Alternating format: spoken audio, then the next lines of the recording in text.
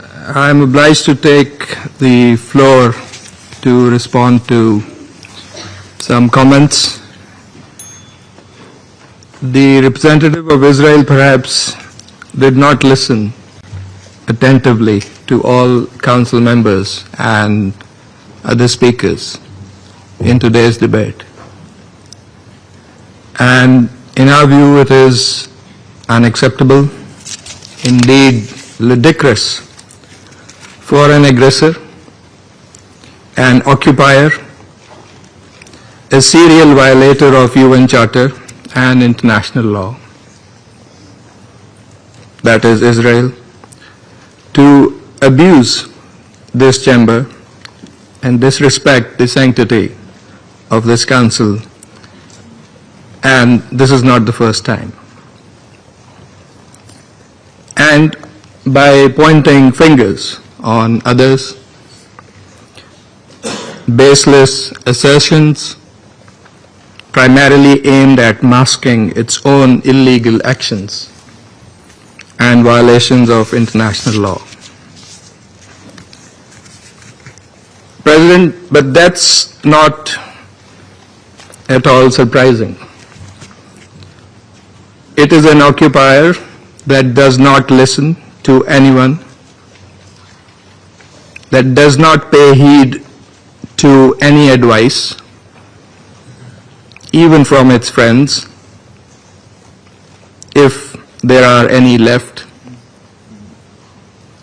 that refutes, and not just refutes, it threatens members of the international community, international media, international human rights and humanitarian organizations, doesn't listen to the ICJ or the ICC, and threatens the UN and its senior officials.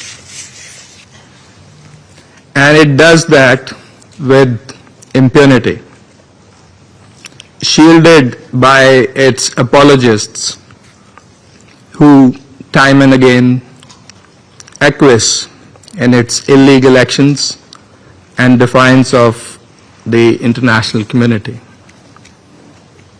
And like all occupiers, despite being the aggressor, it feigns and plays the victim. But today it is totally exposed.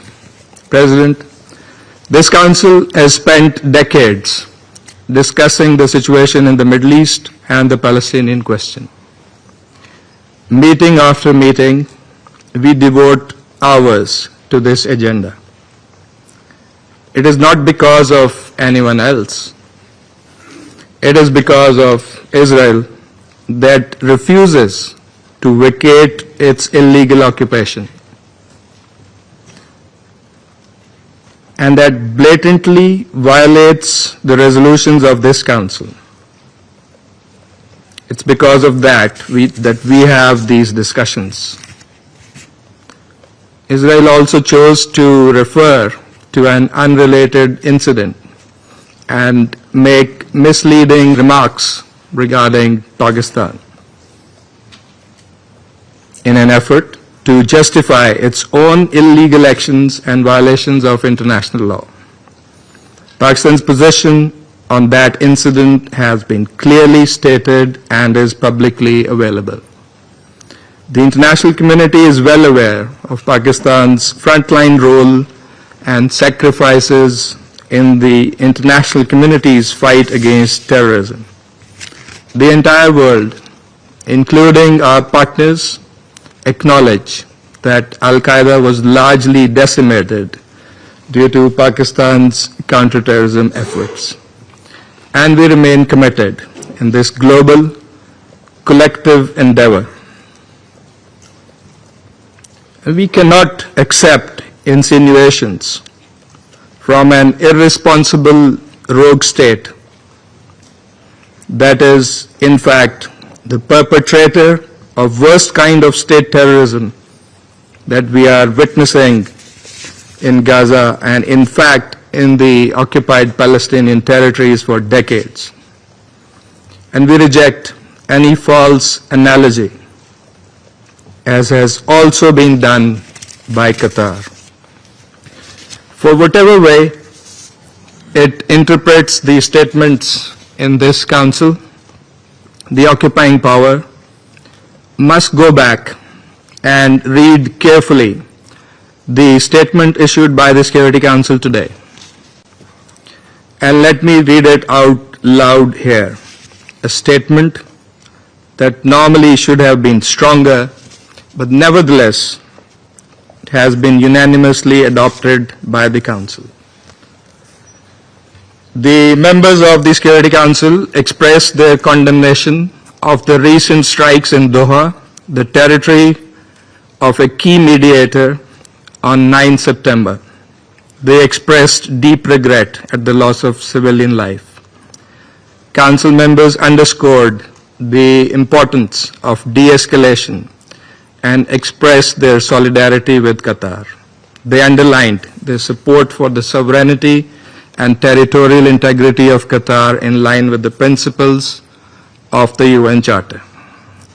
Council members recalled their support for the vital role that Qatar continues to play in mediation efforts in the region and alongside Egypt and the United States. Council members underscored that releasing the hostages, including those killed by Hamas, and ending the war and suffering in Gaza must remain our priority. In this regard, they reiterated the importance of the ongoing diplomatic efforts of Qatar, Egypt, and the United States, and called for the parties to seize the opportunity for peace. That is why we are here this afternoon in this Council. I thank you. I thank the representative of Pakistan for the statement. The representative of Israel has asked for the floor to make a further statement. I give them Thank you, Mr. President. You know, if the distinguished colleague from Pakistan wanted to read the statement, he could have done it at the beginning of the session. But I want to refer to your words. You know, maybe you got offended from the word of my speech, and I apologize for that. But I make sure that in my speech I stick to the facts. And the fact is that Osama bin Laden was killed in Pakistan, and no one condemned the US. And when other countries in this council attack terrorists, no one condemns them. And that is the issue of double standards. When you apply different standards on Israel, then the standard you apply on yourselves, that is the problem of this institution. So yes, you cannot change the fact that 9/11 happened, and today we mark this day. You cannot change the fact that Osama bin Laden was in Pakistan and he was killed on your territory. But I would ask you, when you criticize us, and I'm sure it will continue in the future, think about the issue of double standards, which standards you apply to your country and which standards you apply to Israel. Thank you, Mr. President. I thank the representative of Israel for the statement. And I'll give the floor to those council members who wish to make statements. I give the floor to the representative of Algeria. Thank you, President. At the outset, I would like to thank Under-Secretary General Di Carlo for her briefing. We meet once again in the wake of yet another grave and unlawful act committed by the Israeli authorities. In addition to the endless record of their systematic violations of international law.